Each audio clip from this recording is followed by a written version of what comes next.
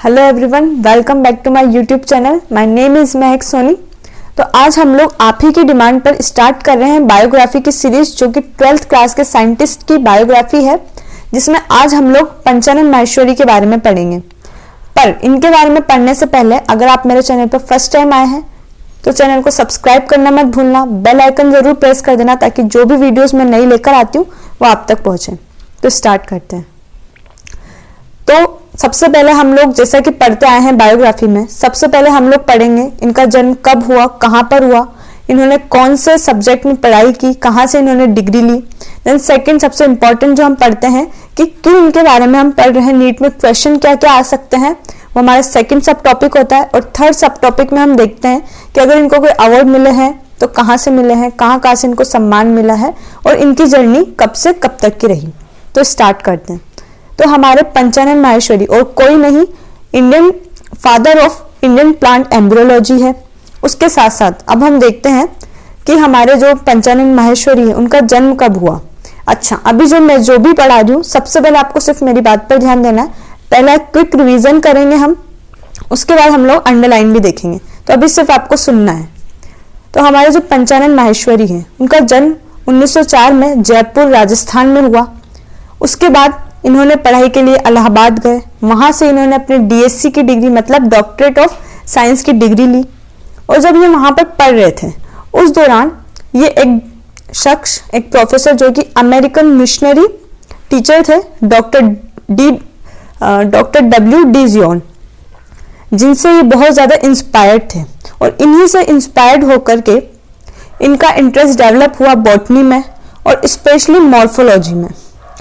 उसके बाद इन्होंने जो सब टॉपिक हम स्टार्ट कर रहे हैं कि क्यों इनके बारे में हम पढ़ते हैं। तो आज अगर हम लोग एनसीईआरटी पढ़ रहे हैं, हायर सेकेंडरी एजुकेशन में एनसीईआरटी अगर हम पढ़ते हैं तो वो इन्हीं की देन है, क्योंकि फर्स्ट टाइम जब एनसीईआरटी पब्लिश हुई तो इन्हीं के नेतृत्व में वो पब्लिश हुई थी। फर्स्ट कॉन्ट्रीब्यूशन इनका ये हो गया। सेकेंड, जब भी हम प्लांट एम्ब्रियोलॉजी की बात करेंगे तब तक पंचानन माहेश्वरी जी को याद किया जाएगा, क्योंकि प्लांट एम्ब्रियोलॉजी पर काम इन्होंने बहुत काम किया, जिसकी वजह से न केवल हम इंडियन इनको जानते हैं बल्कि पूरे वर्ल्ड में इनको बहुत ज्यादा सम्मान मिला। ये एक बॉटनिस्ट थे, एम्ब्रियोलॉजी पर इन्होंने बहुत काम किया। उसके साथ साथ इन्होंने टिश्यू कल्चर पर भी काम किया और दिल्ली यूनिवर्सिटी में जो बॉटनी का डिपार्टमेंट है उसको स्थापित करने का श्रेय भी पंचानन माहेश्वरी जी को जाता है, जो कि आज की डेट में टिश्यू कल्चर और आर्टिफिशियल कल्चर जो होता है उसका, आर्टिफिशियल कल्चर मतलब टिश्यू कल्चर के ऊपर काम किया था और एम्ब्रियोलॉजी का रिसर्च का एक लैंडमार्क सेंटर बन चुका है दिल्ली यूनिवर्सिटी। उसके साथ साथ जब ये और पढ़ते गए तो इनका जो इंटरेस्ट था जब टिश्यू कल्चर में था तो इन्होंने टेस्ट ट्यूब में फर्टिलाइजेशन करवाया, इंट्रा ओवेरियन पॉलिनेशन इन्होंने उस पर काम किया। तो उसकी वजह से मतलब जो टेस्ट ट्यूब में फर्टिलाइजेशन करवाया था और इंट्रा ओवेरियन पॉलिनेशन करवाया था, इस काम की वजह से पूरे वर्ल्ड में इनको बहुत ज्यादा सम्मान मिला। फिर से देख लेते हैं एक बार क्यों मतलब किस रीजन से हम इनको जानते हैं। तो एनसीईआरटी इन्हीं की देन थी। अगर आज ये नहीं होते तो शायद हम एनसीईआरटी नहीं पढ़ रहे होते। तो बहुत बड़ा कंट्रीब्यूशन था हायर एजुकेशन में एनसीईआरटी को लाना। सेकंड, जब भी एम्ब्रियोलॉजी की बात होगी पंचानन माहेश्वरी जी को याद किया जाएगा। आर्टिफिशियल कल्चर, टिश्यू कल्चर, इसमें भी इन्होंने काम किया। दिल्ली यूनिवर्सिटी में हमारा बॉटनी का डिपार्टमेंट स्थापित करवाना, जहां पर एम्ब्रियोलॉजी और टिश्यू कल्चर का आज एक रिसर्च सेंटर है, उसको मतलब नेतृत्व में स्थापित किया गया था पंचानन माहेश्वरी जी के नेतृत्व में। देन आगे चल करके इन्होंने जो टेस्ट ट्यूब में फर्टिलाइजेशन करवाया और इंट्रा ओवेरियन पॉलिनेशन करवाया, उसकी वजह से पूरा वर्ल्ड वाइड इनको ऑनर किया गया। ये यहाँ से जो क्वेश्चन बनते वो टॉपिक हुआ। उसके बाद आगे इनको रॉयल सोसाइटी ऑफ लंदन में फेलोशिप और इंडियन नेशनल साइंस अकेडमी और भी जो बहुत ज्यादा एक्सीलेंस यूनिवर्सिटीज थी वहां से भी इनको सम्मानित किया गया। उसके बाद अब ये था कि इनकी जर्नी कब से कब तक रही। तो 1904 से लेकर के 1964 मतलब 1904 से लेके 1964 में तो इन्होंने एनसीईआरटी को पब्लिश करवाया था हायर एजुकेशन में। और इनकी जो जर्नी थी, मतलब 1904 में ये बोर्न हुए और इनकी डेथ 1966 में हो गई। तो ये था आज की बायोग्राफी जिसमें हमने पंचानन माहेश्वरी के बारे में पढ़ा।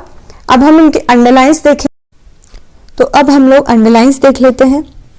जन्म 1904 जयपुर में हुआ। जर्नी गई, मतलब जब सिलसिला चलता गया, पढ़ाई करी, इलाहाबाद गए अपनी हायर एजुकेशन के लिए, जहाँ से उन्होंने अपनी डीएससी की डिग्री ली।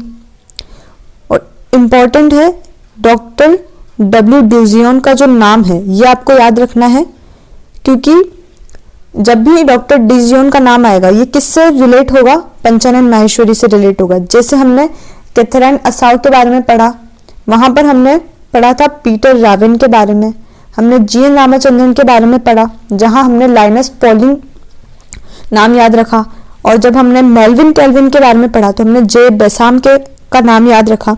उसी तरह से जब हम पंचानन माहेश्वरी के बारे में पढ़ेंगे तो हमें डॉक्टर डब्ल्यू डिजियन का नाम याद रखना है।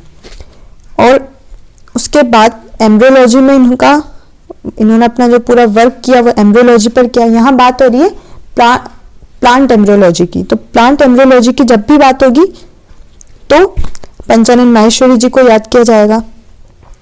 उसके साथ साथ दिल्ली यूनिवर्सिटी में बॉटनी का डिपार्टमेंट जो था उसको इस्टेब्लिश कराने वाले कौन थे? पंचानन माहेश्वरी जी थे। टिश्यू कल्चर, एम्ब्रियोलॉजी, इस पर भी इन्होंने वर्क किया था। देन आर्टिफिशियल कल्चर करवाए थे इन्होंने इमैच्योर एम्ब्रियोस का, जिसकी वजह से भी हम इनको जानते हैं। उसके साथ साथ इन्होंने टेस्ट ट्यूब में फर्टिलाइजेशन करवाया और इंट्रा ओवेरियन पॉलिनेशन करवाया, जिसकी वजह से पूरे वर्ल्ड में इनका बहुत नाम हुआ।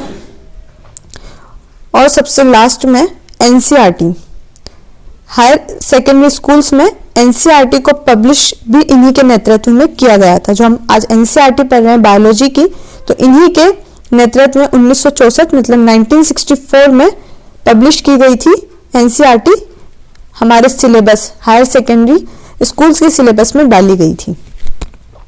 तो ये कुछ इसके इंपॉर्टेंट पॉइंट्स हो गए, लाइन्स हो गई, जो आपको इंपॉर्टेंट लाइन करके रखना है कि लास्ट में जब आप रिवीजन करेंगे तो इन इंपॉर्टेंट पॉइंट्स पर आपको ध्यान देना है। तो आज के लिए बस इतना ही। अगर आपको ये वीडियो अच्छा लगा हो तो प्लीज़ लाइक करना, चैनल को अभी तक सब्सक्राइब नहीं किया तो सब्सक्राइब करना, बेल आइकन जरूर प्रेस कर देना। और जो भी डाउट हो इस टॉपिक से रिलेटेड या हमारी 11th और 12th के बायो से रिलेटेड, तो आप मुझे कमेंट में लिखकर बता सकते हैं। आगे आपको क्या पढ़ना है, कोई चीज़ में डाउट हो, रिवीजन करना हो, तो वो भी आप कमेंट बॉक्स में लिखकर बता सकते हैं। Thanks for watching.